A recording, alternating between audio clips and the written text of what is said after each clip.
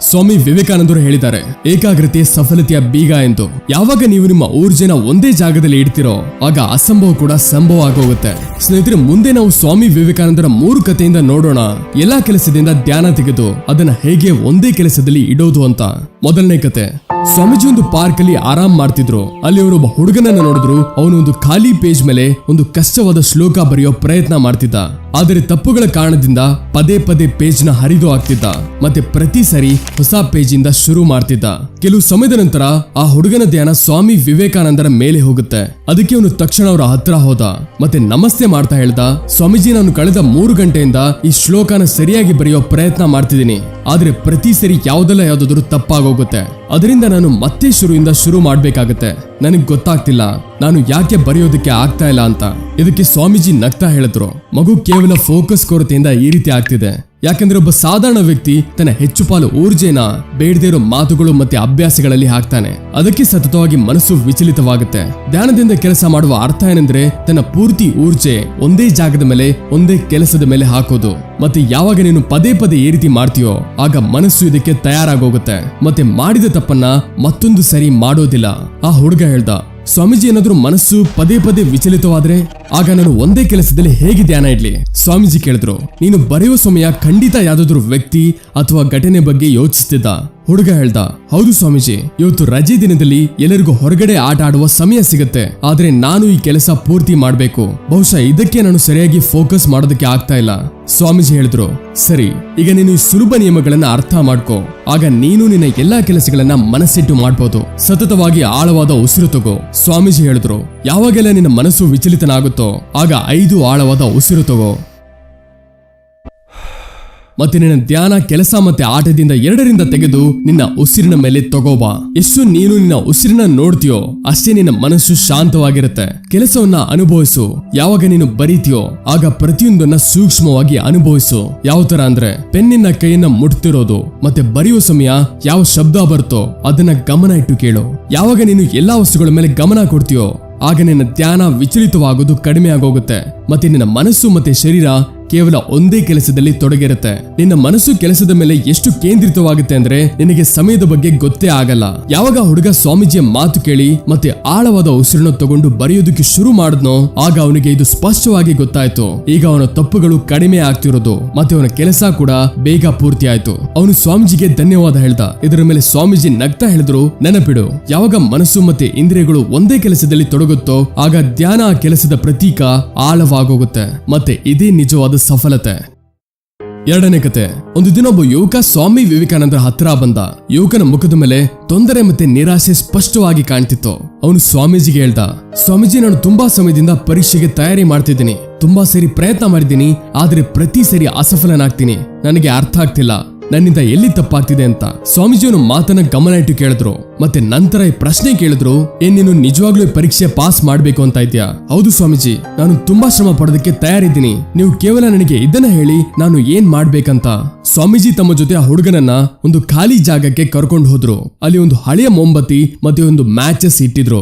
ಅವರು ಆ ಹುಡುಗನಿಗೆ ಒಂದು ಮೊಂಬತ್ತಿ ಕೊಟ್ಟು ಹೇಳಿದ್ರು, ಈ ಮೊಂಬತ್ತಿನ ಹಚ್ಚಿ ಇಲ್ಲಿಂದ ಸ್ವಲ್ಪ ದೂರದಲ್ಲಿ ನಿಂತಿರೋ ಆ ಮರದ ಕಡೆ ತಗೊಂಡು ಹೋಗು. ಆದ್ರೆ ನೆನಪಿಡು, ಈ ಮೊಂಬತ್ತಿ ಹಾರಬಾರ್ದು. ಸ್ವಾಮೀಜಿ ಇದನ್ನ ಹೇಳಿ ಅಲ್ಲಿಂದ ಹೊರಟೋದ್ರು. ಯುವಕ ಮ್ಯಾಚಸ್ ಇಂದ ಮೊಂಬತ್ತಿ ಹಚ್ಚಿದ ಮತ್ತೆ ಮೆಲ್ಲಗೆ ಮೊಂಬತ್ತಿನ ತಗೊಂಡು ಆ ಮರದ ಕಡೆ ಹೊರಟ. ರಸ್ತೆಯಲ್ಲಿ ಸ್ವಲ್ಪ ಗಾಳಿ ಬಂತು, ಅದರಿಂದ ಮೊಂಬತ್ತಿಯ ಜ್ವಾಲೆ ಅಲ್ಲಾಡ್ತು. ಯುವಕ ಅದನ್ನ ಉಳಿಸೋ ಪೂರ್ತಿ ಪ್ರಯತ್ನ ಮಾಡ್ದ, ಆದ್ರೆ ಮೊಂಬತ್ತಿ ಹಾರೋಯ್ತು. ಯುವಕ ವಾಪಸ್ ಬಂದ, ಮೊಂಬತ್ತಿನ ಮತ್ತೊಂದು ಸಾರಿ ಹಚ್ಚಿದ ಮತ್ತೆ ಪುನಃ ತನ್ನ ಗುರಿಯ ಕಡೆ ನಡೆದ.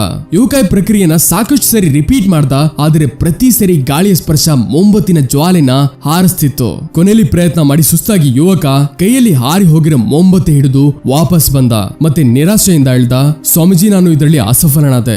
ಸ್ವಾಮೀಜಿಯ ಯುವಕನಿಗೆ ನಗ್ತಾ ಹೇಳಿದ್ರು, ಯಾಕೆ? ನೀನು ಮೊಂಬತ್ತಿ ಹಚ್ಚಿ ಸ್ವಲ್ಪ ದೂರ ಅಷ್ಟೇ ನಡಿಬೇಕಿತ್ತಲ್ವಾ? ಅದಕ್ಕೆ ಯುವಕ ಮೆಲ್ಲಗೆ ಹೇಳ್ದ, ಸ್ವಾಮೀಜಿ, ನಾನು ಪ್ರಯತ್ನ ಅಂತೂ ಮಾಡಿದೆ, ಆದ್ರೆ ಗಾಳಿಯ ಕಾರಣದಿಂದ ಮೊಂಬತ್ತಿ ಪ್ರತಿ ಸರಿ ಪದೇ ಪದೇ ಹಾರೋಯ್ತು. ಸ್ವಾಮೀಜಿ ಹೇಳಿದ್ರು, ಇದೇ ನೀನು ಅರ್ಥ ಮಾಡ್ಕೋಬೇಕಾಗಿರೋದು. ಈ ನಿನ್ನ ಮನಸ್ಸು ಕೂಡ ಮೊಂಬತ್ತಿಯ ಜ್ವಾಲೆ ತರ ಇದೆ. ಮತ್ತೆ 4 ಕಡೆಯಿಂದ ಬರೋ ಗಾಳಿ ಧ್ಯಾನ ಮಾಡೋ ಅಭ್ಯಾಸಗಳು. ಎಲ್ಲಿ ತನಕ ನೀನು ಈ ಅಭ್ಯಾಸಗಳನ್ನ ನಿನ್ನ ವಶದಲ್ಲಿ ಇಡೋದಿಲ್ವೋ ಅಲ್ಲಿ ತನಕ ಧ್ಯಾನದ ಜ್ಞಾನದ ಜ್ವಾಲೆ ಹಾರೋಗ್ತಿರುತ್ತೆ. ಇದೇ ರೀತಿ ಎಲ್ಲಿ ತನಕ ನೀನು ನಿನ್ನ ಗುರಿಯ ಕಡೆ ಪೂರ್ಣ ರೀತಿ ಧ್ಯಾನ ಕೇಂದ್ರಿತ ಮಾಡೋದಿಲ್ವೋ ಅಲ್ಲಿ ತನಕ ನೀನು ನಿನ್ನ ಗುರಿ ಕಡೆ ತಲುಪೋದಕ್ಕಾಗಲ್ಲ. ಅದಕ್ಕೆ ಮನಸ್ಸನ್ನ ಏಕಾಗ್ರತೆಯಲ್ಲಿ ಇಡು ಮತ್ತೆ ಯಾವ ಕೆಲಸ ಮಾಡ್ತೀಯೋ ಅದರಲ್ಲಿ ಪೂರ್ಣ ರೀತಿ ಮುಳುಗೋಗು. ನಿನ್ನ ಪ್ರಯತ್ನಗಳು ಖಂಡಿತ ಸಫಲವಾಗುತ್ತೆ. ಮತ್ತೆ ನೆನಪಿಡು, ಎಲ್ಲಾ ತರಹದ ಜ್ಞಾನಕ್ಕೆ ಒಂದು ಮೂಲ ತತ್ವ ಧ್ಯಾನ ಇದೆ. ಅದಕ್ಕೆ ಏನೇ ಮಾಡೋದಕ್ಕೂ ಮೊದಲು ನೀನು ಒಂದೇ ಜಾಗದಲ್ಲಿ ಧ್ಯಾನ ಇಡುವುದನ್ನ ಕಲಿಬೇಕಾಗತ್ತೆ. ನೀನು ಯಾವ ರೀತಿ ಅಭ್ಯಾಸ ಇಡ್ತೀಯೋ ಅದೇ ರೀತಿ ನಿನ್ನ ಮನಸ್ಸಾಗ್ತಾ ಹೋಗುತ್ತೆ. ಅದಕ್ಕೆ ಚಿಕ್ಕದಿಂದ ಚಿಕ್ಕ ಕೆಲಸ ಕೂಡ ಗಮನ ಇಟ್ಟು ಮಾಡು. ಈ ರೀತಿ ಮಾಡೋದ್ರಿಂದ ಮನಸ್ಸಿನ ಸ್ವಭಾವ ಬದಲಾಗೋಗುತ್ತೆ. ಆಗ ನಿನಗೆ ಸಫಲತೆ ಖಂಡಿತ ಸಿಗುತ್ತೆ. ಮೂರನೇ ಕತೆ. ಒಬ್ಬ ಯುವಕ ಸ್ವಾಮೀಜಿಗೆ ಕೇಳ್ದ, ಮನಸ್ಸಲ್ಲಿ ಬರುವ ವಿಚಾರಗಳನ್ನ ಹೇಗೆ ಬಿಡಬೇಕು? ಸ್ವಾಮೀಜಿಯ ಯುವಕನಿಗೆ ಹೇಳಿದ್ರು, ಹೇಳ್ತೀನಿ, ಆದ್ರೆ ಅದಕ್ಕಿಂತ ಮುಂಚೆ ನೀನೊಂದು ಪರೀಕ್ಷೆ ಕೊಡಬೇಕು. ಮತ್ತೆ ಒಂದು ಗ್ಲಾಸ್ ಅಲ್ಲಿ ನೀರು ತುಂಬಿ ಸ್ವಾಮೀಜಿಯ ಹುಡುಗನ ಕೈಗೆ ಕೊಟ್ರು. ಮತ್ತೆ ಹೇಳಿದ್ರು, ನೀರಿನ ಒಂದು ತುಟ್ಟು ಬೀಳಿಸದೇ ಇರೋ ಹಾಗೆ ಇದನ್ನ ಹಿಡ್ಕೊಂಡು ನಿಂತಿರೋ. ಯುವಕ ಹೇಳ್ದ, ಇದೊಂದು ತುಂಬಾ ಸುಲಭ ಇದೆ. ಅವನು ಅದನ್ನ ಮಾಡೋದು ಶುರು ಮಾಡ್ದ. ಶುರುಳಿ ಎಲ್ಲಾ ಸರಿಯಾಗಿತ್ತು. ಆದ್ರೆ ಸ್ವಲ್ಪ ಸಮಯದಲ್ಲೇ ಅವನ ಮನಸ್ಸಲ್ಲಿ ಸಂದೇಹ ಬರೋದು ಶುರುವಾಯ್ತು. ಇದರಿಂದ ಏನು ವ್ಯತ್ಯಾಸ ಬೀಳುತ್ತೆ? ಎಷ್ಟೊತ್ತು ನಾನು ಹೀಗೆ ನಿಂತಿರ್ಬೇಕು? ಹೇಗೆ ವಿಚಾರಗಳು ಅವನಲ್ಲಿ ಬಂತು. ಆಗ ಅವನ ಧ್ಯಾನ ಬೇರೆ ಕಡೆ ಹೋಗ್ತಿತ್ತು. ಮತ್ತೆ ಗ್ಲಾಸ್ ಇಂದ ನೀರು ಹೊರಗೆ ಬಿತ್ತು. ಕೊನೆಯಲ್ಲಿ ಸ್ವಾಮೀಜಿ ಹೇಳಿದ್ರು, ಮಗು, ಯಾವಾಗ ನಿನ್ನ ಮನಸ್ಸು ಶಾಂತವಾಗಿತ್ತೋ ಅಲ್ಲಿ ತನಕ ನೀರು ಚೆಲ್ಲಿಲ್ಲ. ಆದ್ರೆ ಯಾವಾಗ ನಿನ್ನ ಮನಸ್ಸಲ್ಲಿ ವಿಚಾರಗಳು ಬರೋದು ಶುರುವಾಯ್ತು ಆಗ ನೀರು ಹೊರಗೆ ಬರೋದು ಶುರುವಾಯ್ತು.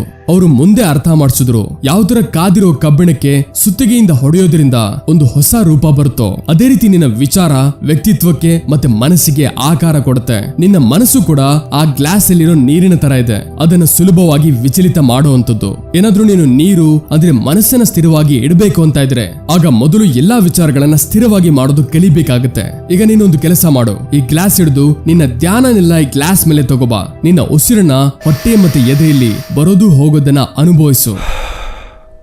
ಕೈಯಲ್ಲಿ ಆಗುತ್ತಿರೋ ನೋವು ಮತ್ತೆ ಸಂಕಷ್ಟವನ್ನ ಹೋಗೋದಕ್ಕೆ ಬಿಡು. ಮನಸ್ಸಲ್ಲಿ ಯಾವ ವಿಚಾರಗಳು ಬರ್ತಿದ್ಯೋ ಅದನ್ನ ಹಾಗೇ ಇರೋದಕ್ಕೆ ಬಿಡು. ನಿನಗೆ ನೀನೇ ನೆನಪಿಸು, ನೀನೊಂದು ವಿಚಾರ ಅಲ್ಲ, ಬದಲಿಗೆ ಅದನ್ನ ದೂರದಿಂದ ನೋಡೋ ವ್ಯಕ್ತಿ ಅಂತ. ಈ ರೀತಿ ನೆನಪಲ್ಲಿ ಇಡೋದ್ರಿಂದ ವಿಚಾರಗಳು ಬಂದು ಹೊರಟೋಗುತ್ತೆ. ಆದ್ರೆ ಮನಸ್ಸನ್ನ ವಿಚಲಿತ ಮಾಡೋದಕ್ಕಾಗಲ್ಲ. ಸ್ವಲ್ಪ ಸಮಯದವರೆಗೆ ಯುವಕ ಈ ಅಭ್ಯಾಸನ ಮುಂದುವರಿಸ್ತಾ ಮತ್ತೆ ಗ್ಲಾಸ್ ಇಂದ ಒಂದು ತುಟ್ಟು ಬೀಳಿಸದೇ ಇರೋ ಹಾಗೆ ನಿಂತಿದ್ದ.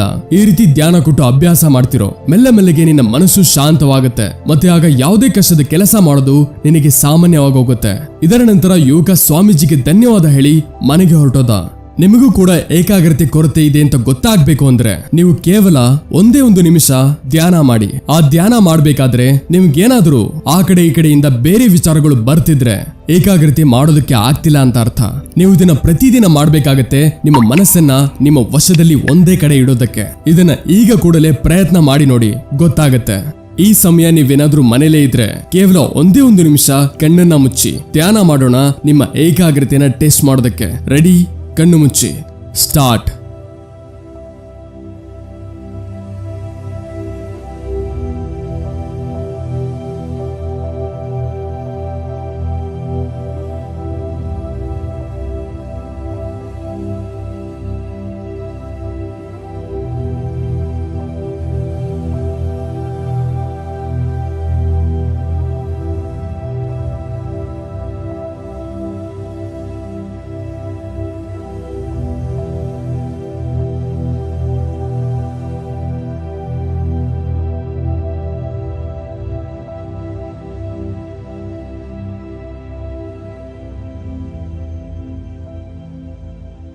ಓಕೆ, ಈಗ ಕಣ್ಣನ್ನ ಬಿಡಿ. ನಿಮ್ಮ ಮನಸ್ಸು ಕೂಡ ಧ್ಯಾನ ಮಾಡುವಾಗ ತುಂಬಾ ವಿಚಲಿತ ಆಗ್ತಿದ್ರೆ, ಆ ಕಡೆ ಈ ಕಡೆ ಹೋಗ್ತಿದ್ರೆ ಈ ಮುಂದಿನ ವಿಡಿಯೋನ ತಪ್ಪದೆ ನೋಡಿ. ನಿಮ್ಮ ಏಕಾಗ್ರತೆ ಹೆಚ್ಚಿಸಲು ಮತ್ತೆ ಸ್ಟ್ರೆಸ್ ರಿಲೀಫ್ ಮಾಡಲು ಮನಸ್ಸಿನ ಶಾಂತಿಗಾಗಿ ಗೈಡೆಡ್ ಮೆಡಿಟೇಷನ್.